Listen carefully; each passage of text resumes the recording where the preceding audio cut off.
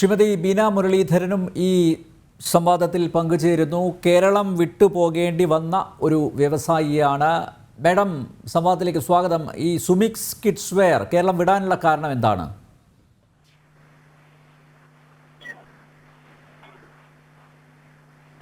Hello, കേൾക്കാവോ? കേൾക്കാം, പറഞ്ഞോളൂ. എന്നെ സംബന്ധിച്ചിടത്തോളം ഞാൻ സുമിക്സ് എന്ന കിഡ്സ് വെയറിന്റെ MD ആണ്. ഹലോ, യെസ്, പറഞ്ഞോളൂ മാഡം, കേൾക്കുന്നുണ്ട്. ഞാൻ സുമിക്സ് എന്ന കിഡ്സ് വെയറിനെ എന്നെ സംബന്ധിച്ചിടത്തോളം കേരള ജനതയെ എന്നെ നെഞ്ചിലേറ്റ് സ്നേഹിച്ച് എന്നെ ഇത്രയും വളർത്തി എന്റെ ബ്രാൻഡിനെ വളർത്തി ഒരു മുൻനിര ബ്രാൻഡാക്കി വളർത്തിയത്. എന്താണ് കാരണം വിട്ടുപോകാൻ? ഇപ്പോഴൊരു ഗാർമെന്റ് ഇൻഡസ്ട്രി ആണല്ലോ, കിറ്റെക്സും ഗാർമെന്റ് ഇൻഡസ്ട്രിയാണ്. അപ്പോൾ കിറ്റെക്സും 3500 കോടിയുടെ നിക്ഷേപം ഇവിടെ നടത്താൻ അവർ ആഗ്രഹിച്ചിരുന്നു. പക്ഷേ ഇവിടുത്തെ ചില പ്രശ്നങ്ങൾ കാരണം, അത് പല ഘടകങ്ങളുമുണ്ട്, അത് കാരണം അവർ തെലങ്കാനയിൽ 1000 കോടി ഇൻവെസ്റ്റ് ചെയ്തിരിക്കുന്നു. ഇപ്പോൾ എന്തുകൊണ്ടാണ് കേരളം വിട്ട് മേഡത്തിൻ്റെ സ്ഥാപനം പോയത്? എന്തുകൊണ്ടാണ്?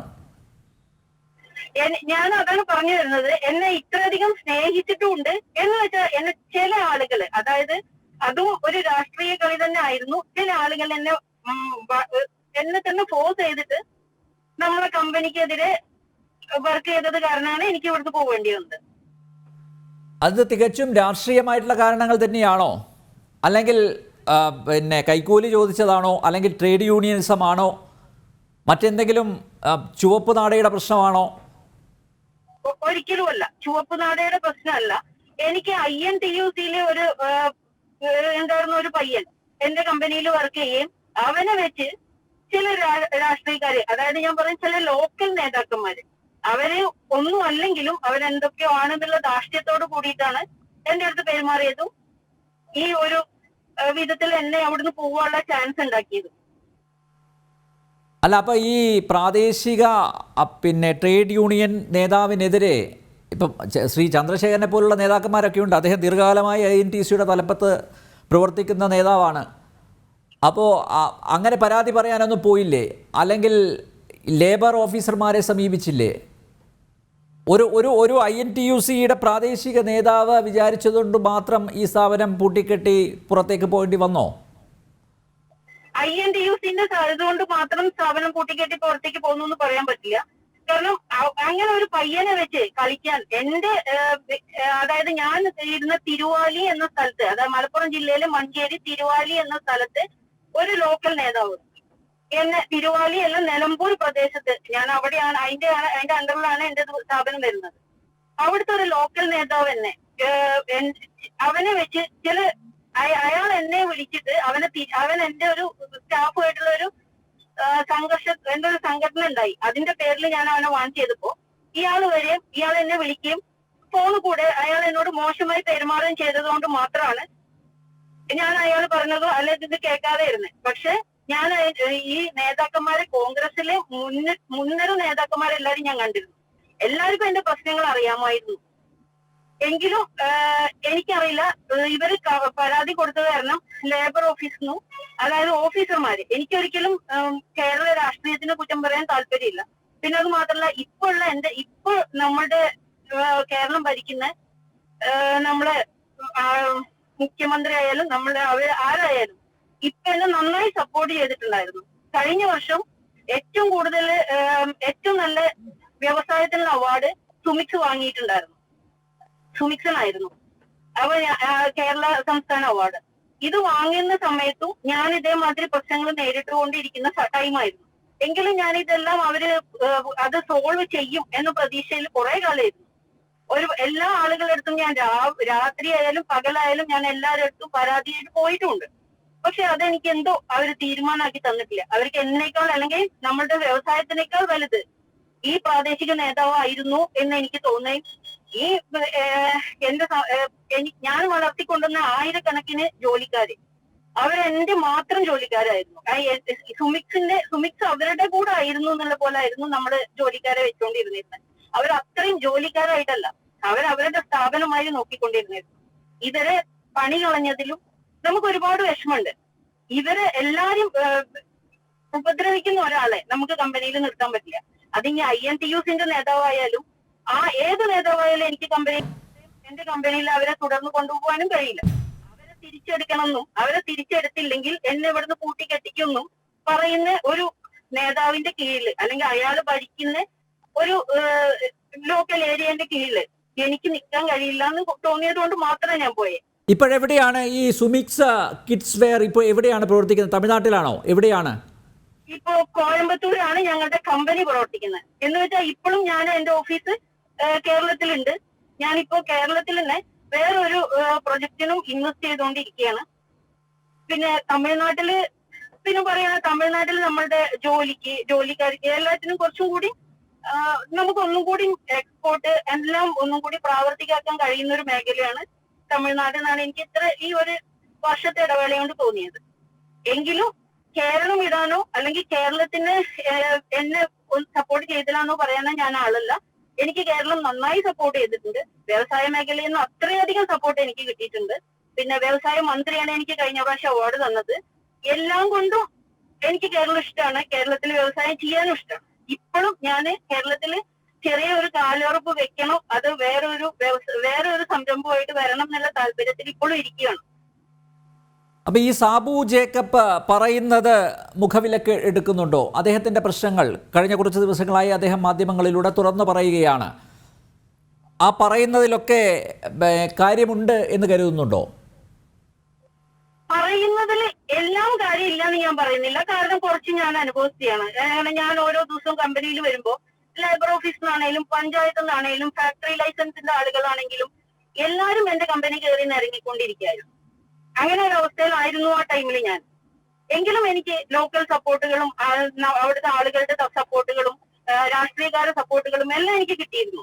പക്ഷെ ഈ ഉദ്യോഗസ്ഥന്മാരുടെ നിരവധി, അതായത് ലേബർ ഓഫീസേഴ്സിന്റെ, അത് മിസ്റ്റർ സാബു പറയുന്നത് കറക്റ്റ് ആയിരിക്കും.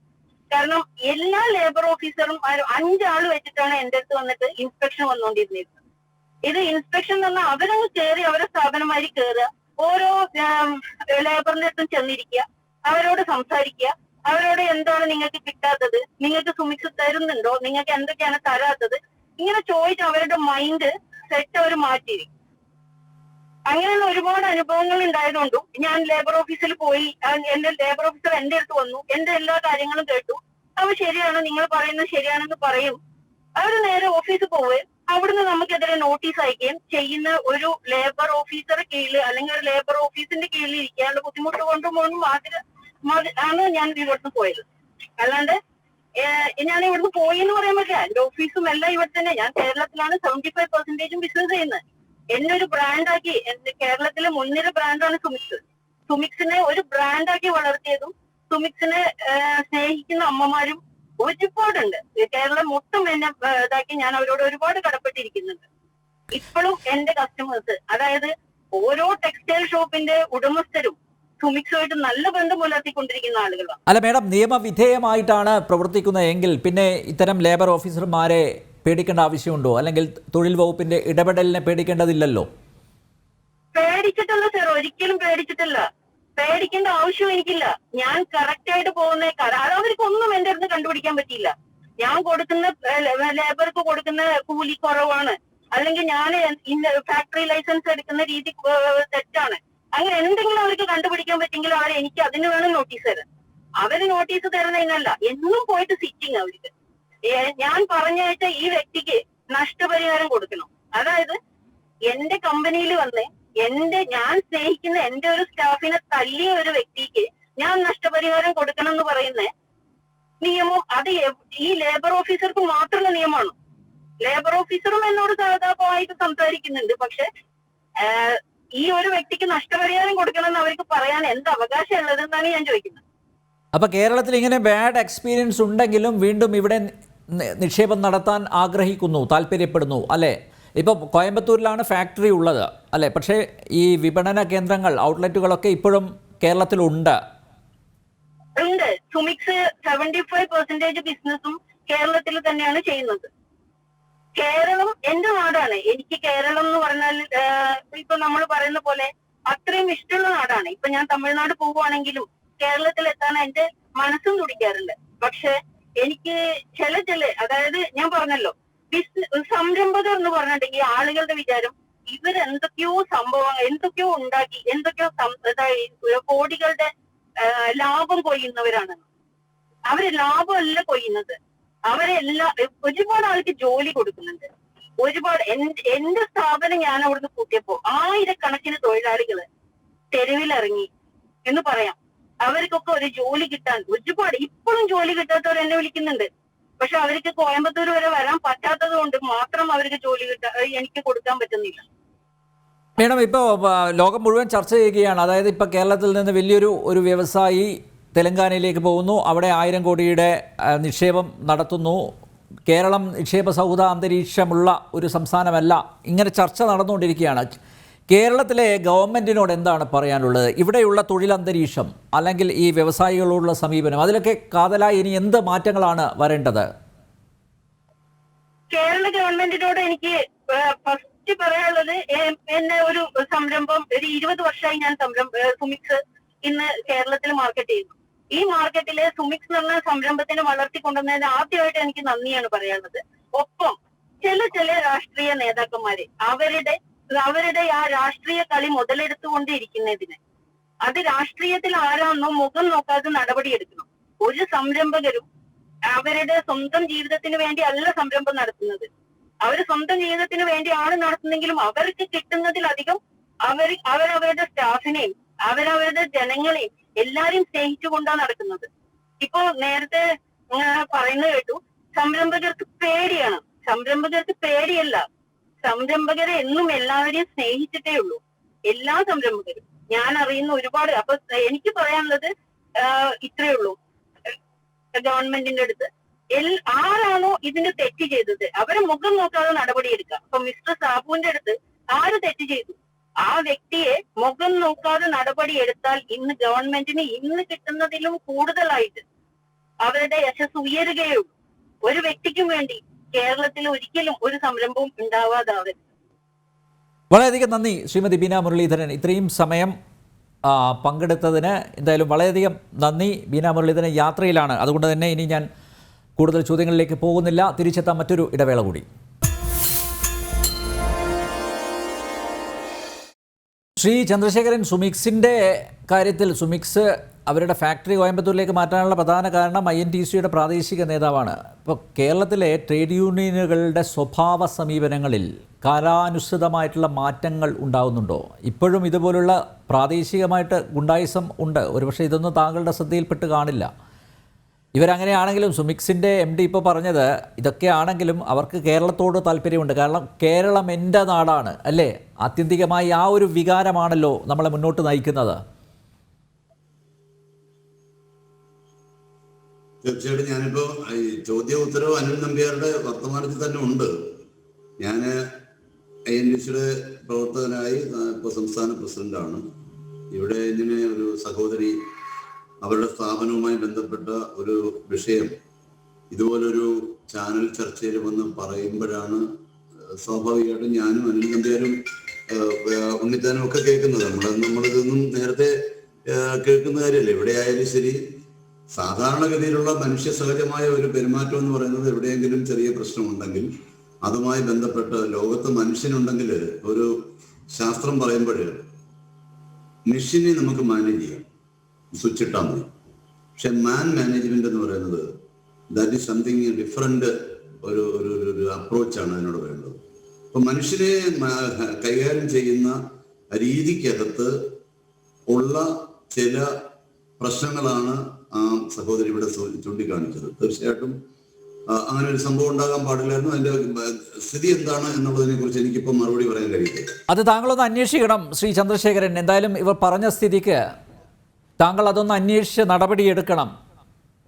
അല്ല, അതിൽ എന്താണെന്നുള്ളത് തീർച്ചയായിട്ടും പരിശോധിക്കുമല്ലോ. തീർച്ചയായിട്ടും പരിശോധിക്കും. അതിന്റെ വാക്കാണ്. മാത്രമല്ല അങ്ങനെ ഒരു സ്ഥിതിവിശേഷം ഉണ്ടാകാൻ പാടില്ല. പിന്നെ ഇവിടെ ഒരു കാര്യം നമ്മളിപ്പം ഉണ്ണിത്താൻ പറഞ്ഞപ്പോഴും അതുപോലെ അരുൺകുമാർ CITയുടെ പ്രതിനിധി പറഞ്ഞപ്പോഴും ഒക്കെ വന്ന ചില ചർച്ചകൾ നമ്മൾ ഗൗരവമായി കാണണം.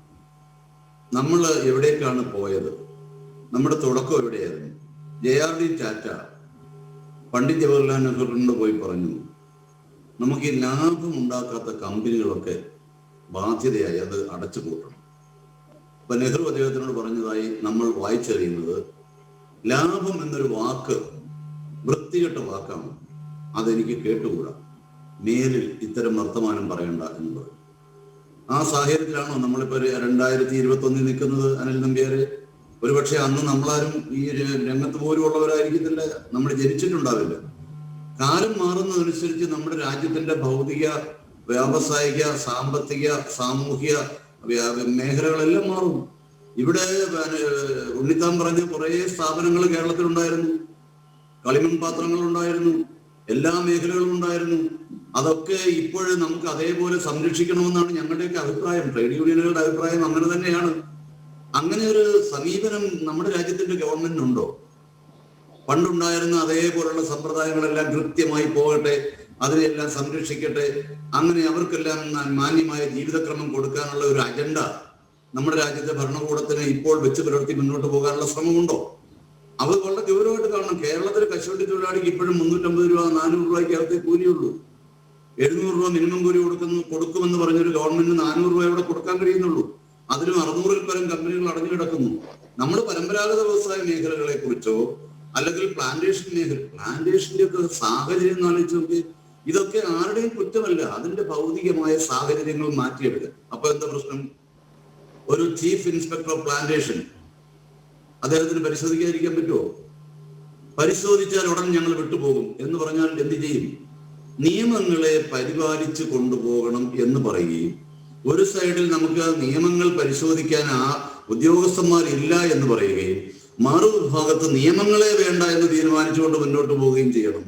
നിയമങ്ങൾ ഈ രാജ്യത്തെ ഏറ്റവും വലിയ ഹർഡിൽസ് ആണ്, തടസ്സങ്ങളാണ് എന്ന നിലപാടെടുത്തുകൊണ്ട് മൊത്തം മാറ്റിമറിച്ച് ഒരു നിയമവും ഇല്ലാതെ ഈ രാജ്യത്ത് എങ്ങനെന്തെങ്കിലുമൊക്കെ ആളുകൾ നടന്നോട്ടെ, എല്ലാം സ്വകാര്യ മേഖല മതി എന്ന് കാണുന്നതിനോട് BMS യോജിക്കുന്നില്ലെന്ന് എനിക്കറിയാം. CIT യോജിക്കാൻ പറ്റത്തില്ല, INDC ഒട്ടും യോജിക്കുന്നില്ല.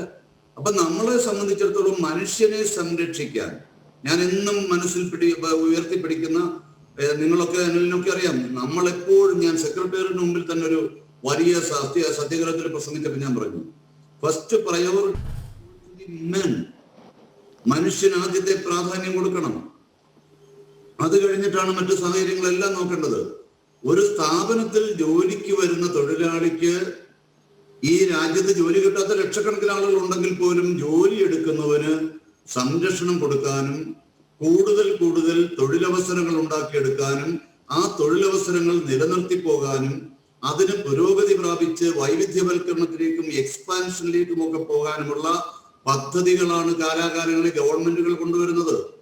ഇവിടെ ഒരു കാലഘട്ടം മുഴുവൻ അനിൽ നമ്പ്യാർ ശ്രദ്ധിച്ചാൽ അറിയാം, നിങ്ങൾ പരിശോധിച്ച് നോക്കൂ, ഒരു കാലഘട്ടം മുഴുവൻ പൊതുമേഖലയുടെ പ്രാധാന്യമുള്ള കാലമായിരുന്നു. ആ പൊതുമേഖലാ സ്ഥാപനങ്ങൾ വളർന്നത് ഇന്ദിരാഗാന്ധിയുടെ കാലത്തൊക്കെ ഗ്രാമങ്ങളിൽ, ഉൾനാടൻ പ്രദേശങ്ങളിലാണ് പൊതുമേഖല കൊണ്ട് സ്ഥാപിക്കുന്നത്. ഇന്ദിരാഗാന്ധിയുടെ തത്വശാസ്ത്രം എന്തായിരുന്നു? ഒരു പൊതുമേഖലാ സ്ഥാപനം റിമോട്ട് ഏരിയയിൽ വരുമ്പോൾ ആ പ്രദേശം മുഴുവൻ വികസിക്കുകയാണ്. അവിടെ വെള്ളം ഉണ്ടാകുന്നു, കറണ്ട് ഉണ്ടാകുന്നു, അവിടെ റോഡ് ഉണ്ടാകുന്നു, അവിടെ പശ്ചാത്തല സൗകര്യങ്ങൾ ഉണ്ടാകുന്നു, അവിടെ ജോലി കൊടുക്കുന്നു, വിവിധങ്ങളായി ഡയറക്റ്റ് ആയിട്ട് ഇൻഡയറക്റ്റ് ആയിട്ട് 10,000-കണക്കിന് ആളുകൾക്ക് ജോലി കൊടുക്കുന്നു. ആ സ്ഥാപനങ്ങളെ ഇന്ന് എന്താ ചെയ്യുന്നത്? ആ സ്ഥാപനങ്ങളെ സംരക്ഷിക്കാൻ നമ്മുടെ രാജ്യത്തെ ഗവൺമെന്റുകൾക്ക് താല്പര്യമുണ്ടോ? അപ്പൊ കാലോചിതമായി മാറ്റങ്ങൾ വരുത്തിക്കൊണ്ടാണ് എല്ലാ സംവിധാനങ്ങളും മുന്നോട്ട് പോകുന്നത്. ആ സംവിധാനങ്ങളുടെ ഭാഗമായി പോകുമ്പോൾ വ്യവസായങ്ങൾ നശിച്ചു പോകാൻ പാടില്ല, അത് നിലനിർത്തണം, അതിനാവശ്യമായ അന്തരീക്ഷം ഉണ്ടാക്കണം. വ്യവസായം നടത്തുന്നവർക്കും അതുപോലെ തന്നെ ബന്ധപ്പെട്ട മനുഷ്യനെ കൊണ്ടു നടക്കാൻ പഠിക്കണം, അവരെ ബഹുമാനിക്കണം, അവരെ സ്നേഹിക്കണം. Labour is an integral part of the industry. Labour എന്ന് പറയുന്ന ഒരു തൊഴിലാളി വർഗം എന്ന് പറയുന്നത് ഈ സമൂഹത്തിന്റെ 3-ൽ-1 പ്രധാനപ്പെട്ട കക്ഷിയാണ്. 3 കക്ഷി ഏതാ? ഒന്ന് ഗവൺമെന്റ്, നോ ഡിസ്പ്യൂട്ട്. ഗവൺമെന്റ് ആണ് ഈ രാജ്യത്തിന്റെ നിയമം ഉണ്ടാക്കുന്നത്, പാർലമെന്റ് ആണ്, അസംബ്ലിയാണ്. ആ നിയമം ഉണ്ടാക്കിയാൽ കൃത്യമായി ആ ഗവൺമെന്റ് അത് നോക്കി നടത്തി കൊണ്ടുപോകണം. 2, ക്യാപിറ്റൽ, പണം വേണം, മൂലധനം മുടക്കാൻ കഴിയണം. ആ മൂലധനം മുടക്കിക്കൊണ്ട് ക്യാപിറ്റലിന്റെ ഗവൺമെന്റിനും കൂടെ ഒപ്പം ചേർന്ന് നിന്നുകൊണ്ട് അതുമായി ബന്ധപ്പെട്ട് ജോലി ചെയ്യുന്നവർ, ഉദ്യോഗസ്ഥന്മാരാകട്ടെ, മാനേജിംഗ് ഡയറക്ടർ ആകട്ടെ, ചെയർമാൻ ആകട്ടെ, സാധാരണ അൺസ്കിൽഡ് ലേബർ ആകട്ടെ, കോൺട്രാക്ട് വർക്കർ ആകട്ടെ, ഇങ്ങനെ ഒരു രാജ്യമാണ് ഇന്ത്യ രാജ്യം. വൈവിധ്യങ്ങൾ നിറഞ്ഞ ഈ രാജ്യത്ത് പൊതുവായി ചേർന്നു പോകാവുന്ന ഗവൺമെന്റ്, ക്യാപിറ്റൽ, ലേബർ ഒരേപോലെ പരസ്പരം സ്നേഹിച്ചു പോകണം. കൂടുതൽ അവസരങ്ങൾ ഞാൻ പറഞ്ഞല്ലോ, വ്യക്തമായല്ലോ. ഞങ്ങൾ പ്രൊഡക്ടിവിറ്റിയെ കുറിച്ച്, ഉത്പാദനക്ഷമതയെ കുറിച്ച് ഉത്തരവാദിത്തത്തോടു കൂടി സംസാരിക്കാൻ തയ്യാറാണ്. യെസ്, ശ്രീ ചന്ദ്രശേഖരൻ, ഞാൻ സമയപരിമിതി കൊണ്ടാണ് ഇടപെടുന്നത്. മറ്റ് രണ്ട് അതിഥികളിലേക്ക് കൂടി പോകേണ്ടിയിരിക്കുന്നു. അഡ്വക്കേറ്റ് അരുൺകുമാർ, ഇവിടെ മുതലാളിമാരെ ശ്വാസം മുട്ടിക്കുമ്പോൾ തൊഴിലാളികളുടെ അന്നം കൂടി മുട്ടുകയാണ്. അവർ മറ്റ് സുരക്ഷിത സ്ഥലങ്ങളിലേക്ക് പോകുന്നു, അല്ലേ? അപ്പോൾ തൊഴിലാളികളുടെ അന്നം മുട്ടുകയാണ്. ഇപ്പോൾ ഇവിടെ വ്യവസായ സംരക്ഷണത്തിന് ആയി വരുന്ന നിയമസഭാ സമ്മേളനത്തിൽ ബിൽ അവതരിപ്പിക്കുമെന്ന് വ്യവസായ മന്ത്രി പി രാജീവ് പറഞ്ഞിരിക്കുന്നു. ഇവിടെ ഇപ്പം നിയമങ്ങളുടെ അഭാവമോ അപര്യാപ്തതയോ ആണ് ഈ പ്രശ്നങ്ങൾക്കൊക്കെ ആധാരമെന്ന് ഞാൻ കരുതുന്നില്ല. പക്ഷേ എങ്കിലും ഇത്തരത്തിലുള്ളൊരു ബില്ല് കൊണ്ടുവരുമ്പോൾ അല്ലെങ്കിൽ ഒരു നിയമം അവതരിപ്പിക്കുമ്പോൾ കുറേ കൂടി നേരത്തെ ശ്രീ ചന്ദ്രശേഖരൻ ചൂണ്ടിക്കാണിച്ചതുപോലെ എല്ലാവരെയും യോജിപ്പിച്ചു കൊണ്ടുപോകുന്ന ഒരു സമീപനം സ്വീകരിക്കുക. ഇപ്പം മുതലാളി ഉണ്ടെങ്കിലേ തൊഴിലാളി ഉള്ളൂ, അല്ലേ? എങ്കിലേ ട്രേഡ് യൂണിയനിസം ഉള്ളൂ. അപ്പോൾ അങ്ങനെ ഒരു തിരിച്ചറിവിലേക്ക് കാര്യങ്ങൾ കൊണ്ടെത്തിക്കാൻ ഈ പുതിയ ബില്ലിലൂടെ, നിയമനിർമ്മാണത്തിലൂടെ സാധിക്കും എന്ന പ്രത്യാശയാണോ ഉള്ളത്? മിസ്റ്റർ അനിൽ നമ്പ്യാർ, ഞാൻ അതിലേക്ക് വരാം. ഏതായാലും സുമിത് സ്കിറ്റ്സിന്റെ ചെയർമാൻ ശ്രീമതി ബീന മുരളീധരൻ കേരളത്തിന്റെ മുഖ്യമന്ത്രിയെക്കുറിച്ചും കേരളത്തിന്റെ വ്യവസായ മന്ത്രിയെക്കുറിച്ചും കേരള ഗവൺമെന്റിന്റെ വ്യവസായങ്ങളോടുള്ള സമീപനങ്ങളെക്കുറിച്ചും പറഞ്ഞത് ഈ പ്രേക്ഷകരെ കേൾപ്പിക്കാൻ അങ്ങ് കാണിച്ച മനസ്സും അതിന് വേദിയൊരുക്കിയ ഈ ജനം ചാനലും ഏതായാലും അഭിനന്ദനം അർഹിക്കുന്നു. ആ കാര്യത്തിൽ എത്ര നന്നായിട്ടാണ് അവർ പറഞ്ഞത്. വ്യവസായത്തെ പ്രോത്സാഹിപ്പിക്കാൻ കേരള ഗവൺമെന്റിന്റെ സമീപനം. ഇപ്പോ കിറ്റെക്സുമായി ബന്ധപ്പെട്ടുകൊണ്ട് ഈ വിഷയം ഉയർന്നു വന്നപ്പോഴല്ലേ ഏറ്റവും വലിയ ചർച്ച ഇവിടെ ഉയർന്നു വന്നേ. ഞാൻ ഒരു കാര്യം ചോദിച്ചോട്ടെ, അങ്ങ് കിറ്റെക്സിൽ പോയി മിസ്റ്റർ സാബു ജേക്കബിനെ ഇന്റർവ്യൂ നടത്തിയ ഒരു വ്യക്തിയാണ്. കിറ്റെക്സിലെ ശമ്പള സ്കെയിൽ എത്രയാണ്? 20 വർഷമായി ജോലി ചെയ്യുന്നവർക്ക് 9,000 രൂപയാണ് കിട്ടുന്നത് എന്ന് കേരളത്തിൽ ഇപ്പോൾ ഈ ചർച്ചയായി. പക്ഷെ അത് വേണ്ട വിധം ചർച്ച ചെയ്യപ്പെടുന്നുണ്ടോ? അദ്ദേഹം ഹൈക്കോടതിയിൽ പോയി 2021 ഒരു സ്റ്റേ സമ്പാദിച്ചു എന്നും ആ സ്റ്റേ നിലനിൽക്കുമ്പോൾ മിനിമം വേജസുമായി ബന്ധപ്പെട്ടുകൊണ്ട് ലേബർ ഡിപ്പാർട്ട്മെന്റ് നോട്ടീസ് കൊടുത്തത് വലിയ തെറ്റായി എന്നാണ് ചാനലുകൾ ചർച്ച ചെയ്യുന്നത്. എന്നാണ് സ്റ്റേ മേടിച്ചത്? എന്തിന്റെ മേലാണ് സ്റ്റേ മേടിച്ചത്? മിസ്റ്റർ അനിൽ നമ്പ്യാർ, താങ്കൾ കേൾക്കണം. 2010 ഇവിടെ വേജ് നോട്ടിഫിക്കേഷൻ വന്നു. അതിനുശേഷം മിനിമം വേജസുമായി ബന്ധപ്പെട്ടുകൊണ്ടാണ് ഒരു തൊഴിലാളിക്ക് കൊടുക്കേണ്ട ഏറ്റവും താഴ്ന്ന വേതനം. പിന്നീട് 9 വർഷങ്ങൾക്ക് ശേഷം 2019 വന്നേ. ആ 9 വർഷങ്ങൾക്ക് ശേഷം 2019 വന്ന മിനിമം വേജസ് നോട്ടിഫിക്കേഷനിലെ വ്യവസ്ഥകളാണ് 2021 ശ്രീ സാബു ജേക്കബ് ഹൈക്കോടതിയിൽ പോയി സ്റ്റേ മേടിച്ചത്.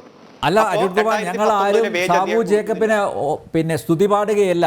അദ്ദേഹം തെറ്റ് ചെയ്തിട്ടുണ്ടെങ്കിൽ എന്തുകൊണ്ട് നടപടിയെടുക്കുന്നില്ല? അദ്ദേഹം ചോദിക്കുന്നത് അതല്ലേ, നിങ്ങൾ എന്തുകൊണ്ട് എനിക്കെതിരെ നടപടിയെടുക്കുന്നില്ല? അതെന്താണ് ചെയ്യാത്തത്? അതായത് കിറ്റെക്സിൽ അനിൽ നമ്പ്യാർ, ഞാൻ അതിലേക്കാണ് വരുന്നത്. അതായത് 2019 വേജ് നോട്ടിഫിക്കേഷൻ സ്റ്റേ മേടിച്ചപ്പോ ഇദ്ദേഹം കൊടുക്കുന്നത് 2010 അന്ന് പെട്രോളിന് 50 രൂപയില്ല, ഡീസലിന് 45 രൂപയാ. അതായത് 11 വർഷം മുമ്പുള്ള ശമ്പളം കൊടുത്തുകൊണ്ടാണ് അദ്ദേഹം പറയുന്നത് എന്റെ കമ്പനിയിൽ വന്ന് മിനിമം വേജസ് പരിശോധിച്ചത് തെറ്റായി പോയി എന്ന്. ജൂൺ 29 അദ്ദേഹത്തിന് നോട്ടീസ് കൊടുത്തത്. ആ നോട്ടീസിന് മറുപടി കൊടുത്ത് ആ മറുപടി തൃപ്തികരമല്ലെങ്കിൽ മാത്രമല്ലേ നടപടി എടുക്കുക? ആ നോട്ടീസിന് അദ്ദേഹം മറുപടി കൊടുത്തില്ലല്ലോ.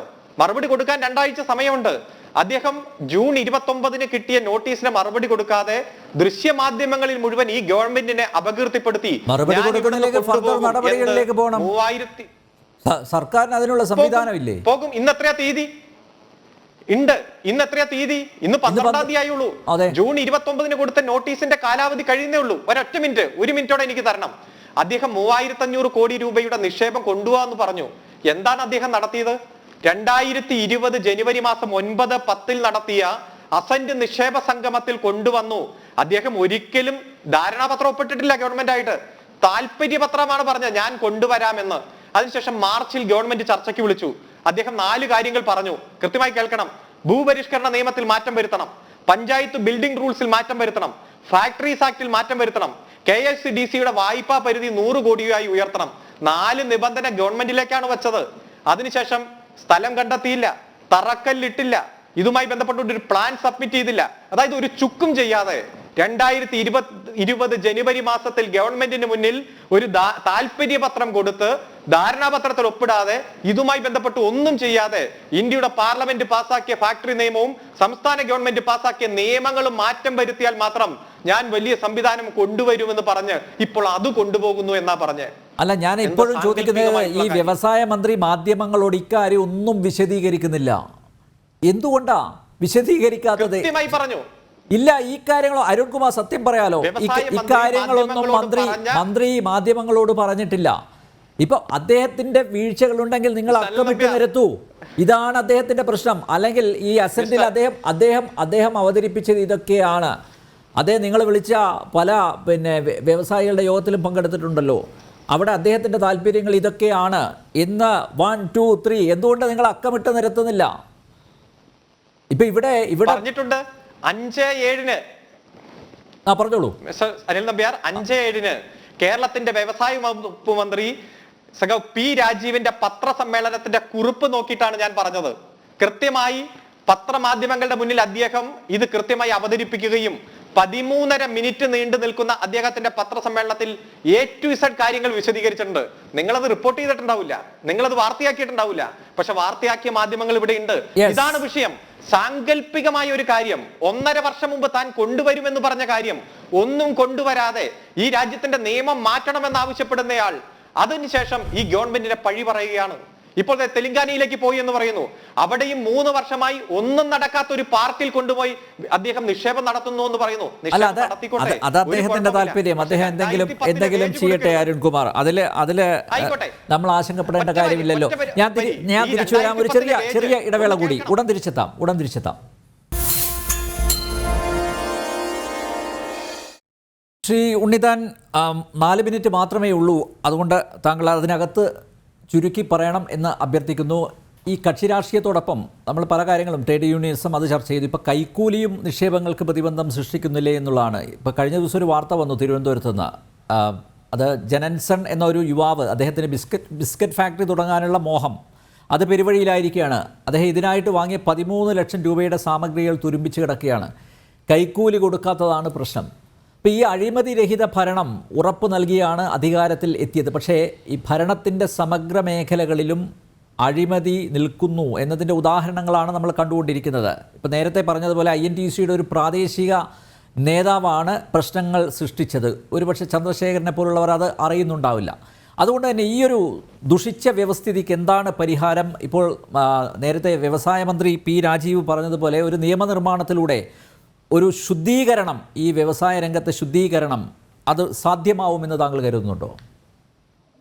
അല്ല, അഡ്വക്കേറ്റ് പറഞ്ഞാലും പലതും വാസ്തുതാവിരുദ്ധമാണ്. കാരണം ഇത് നമ്മുടെ കേരളത്തിന്റെ യഥാർത്ഥ പ്രശ്നം എന്ന് പറയുന്നത് ട്രേഡ് യൂണിയനിസം അല്ല.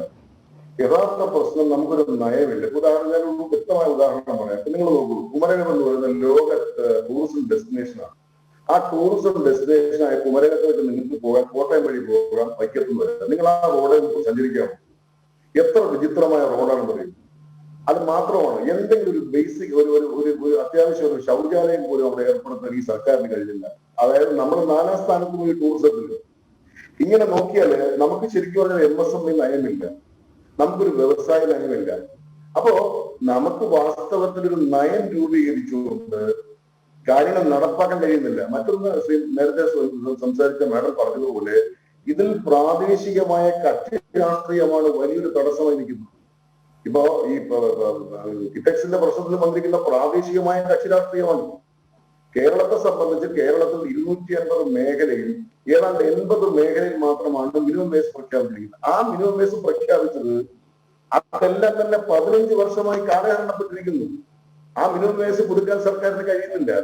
അപ്പൊ തൊഴിലാളികളുടെ പ്രശ്നം കൊണ്ടല്ല കേരളത്തിൽ വ്യവസായങ്ങളുമായി ബന്ധപ്പെട്ട പ്രശ്നങ്ങൾ ഉയരുന്നു. ഇപ്പോ കാലം മാറി. നേരത്തെ ചന്ദ്രശേഖരൻ പറഞ്ഞതുപോലെ ഞങ്ങളൊക്കെ പല ഈ കൺസലേഷനിൽ പോകുന്ന ആളുകൾ എന്ന നിലയ്ക്ക് പരമാവധി വിട്ടുവീഴ്ച ചെയ്തുകൊണ്ട് സ്ഥാപനം നിലനിർത്തണം എന്ന അജണ്ടയിലേക്ക് ട്രേഡ് യൂണിയൻ നേതാക്കന്മാർ മാറിക്കഴിഞ്ഞു. അതിപ്പോ അപ്പോളോ ടൈസ് ആയിക്കോട്ടെ, MRF ആയിക്കോട്ടെ, അല്ലെങ്കിൽ ചെറുകിട സ്ഥാപനങ്ങളായിക്കോട്ടെ, ഷിപ്പ്യാർഡ് ആയിക്കോട്ടെ, ഞങ്ങളെല്ലാം കൺസലേഷൻ ഫേവർ എടുക്കുന്ന നയം കേരളത്തിന്റെ പൊതു പരിതസ്ഥിതി കണ്ടുകൊണ്ടാണ്. ഈ പരിതസ്ഥിതി പോയാൽ കേരളത്തിലെ യുവാക്കള് ഇപ്പോ കൊച്ചി ഷിപ്പ്യാർഡ് കൂട്ടിയാൽ എത്ര പേർക്ക് ജോലി നഷ്ടപ്പെടുന്നത്? 10,000 കുടുംബങ്ങളാണ്. അപ്പൊ ഞങ്ങൾ ഒരു ചർച്ചയിൽ പോകുമ്പോൾ ട്രേഡ് യൂണിയൻ നേതാക്കന്മാര് ഞാൻ മനസ്സിലാക്കുന്നത് നമ്മുടെ നിലപാട് കേരളത്തിന്റെ ഒരു ഭൂമിയെ കണ്ടുകൊണ്ട്, കേരളത്തിലെ യുവാക്കളെ കണ്ടുകൊണ്ട് ഒരു മധ്യവർത്തി നയമാണ് എടുക്കുന്നത്. പക്ഷെ സ്ഥിതി എന്താണ്? കേരളത്തിലെ ഗവൺമെന്റിന്റെ പരിപൂർണമായ നയരഹിത ഗവൺമെന്റാണ്. ഓരോ കാര്യത്തിലും നമുക്ക് എടുക്കാം. അപ്പൊ അവിടെ ഒരു MSME നയമോ ഒരു ടൂറിസം നയമോ ഒരു വ്യവസായ നയമോ കൊണ്ടുവന്നുകൊണ്ട് അതിനനുഗുണമായ രീതിയിൽ കാര്യങ്ങൾ ചെയ്യേണ്ടിയിരിക്കുന്നു. മറ്റൊന്ന്, പശ്ചാത്തല സൗകര്യം ഇല്ല. അരുൺകുമാർ പറഞ്ഞത് ഓർമ്മ ശ്രീമാൻ അരുൺകുമാർ പറഞ്ഞത് തെറ്റാണ്. കാരണം കൗബൽക്കെന്ന് വിളിച്ച് കളിയാക്കിയിരുന്ന പല മേഖലയിലും രാജസ്ഥാനിലെയും ബീഹാറിലും ഒക്കെ ഇന്ന് പോയാൽ എത്രമാത്രം വിശാലമായ റോഡുകളും ഇൻഫ്രാസ്ട്രക്ചറും ഉണ്ട് കേരളത്തിൽ.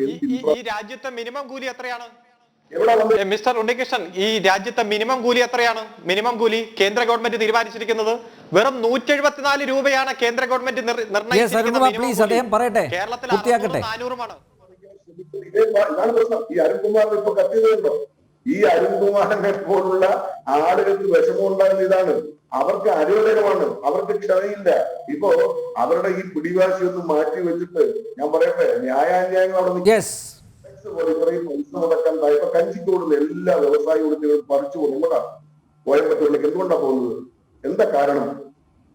ശ്രീ ഉണ്ണിത്താൻ ക്ഷമിക്കുക. നമുക്ക് എന്തായാലും ഈ ചർച്ച എന്തായാലും തുടരണം. കാരണം കേരളത്തിലെ വ്യവസായ രംഗത്തെ നമുക്ക് രക്ഷപ്പെടുത്തിയെടുക്കണം. ആ സതുദ്ദേശത്തോടു കൂടി തന്നെയാണ് ഈ ക്യാമ്പയിനുമായിട്ട് ഞങ്ങൾ മുന്നോട്ട് പോകുന്നത്. ഈ അയൽ സംസ്ഥാനങ്ങൾ കേരളത്തിലെ വ്യവസായികൾക്ക് രാജകീയ സ്വീകരണം നൽകുമ്പോൾ ചുരുങ്ങിയ പക്ഷം അവരെ കേരളത്തിൽ തന്നെ പിടിച്ചു നിർത്തേണ്ടത് ഒരു ഭരണകൂടത്തിൻ്റെ ഉത്തരവാദിത്തമാണ്. ധാർഷ്ട്യം വെടിയൂ.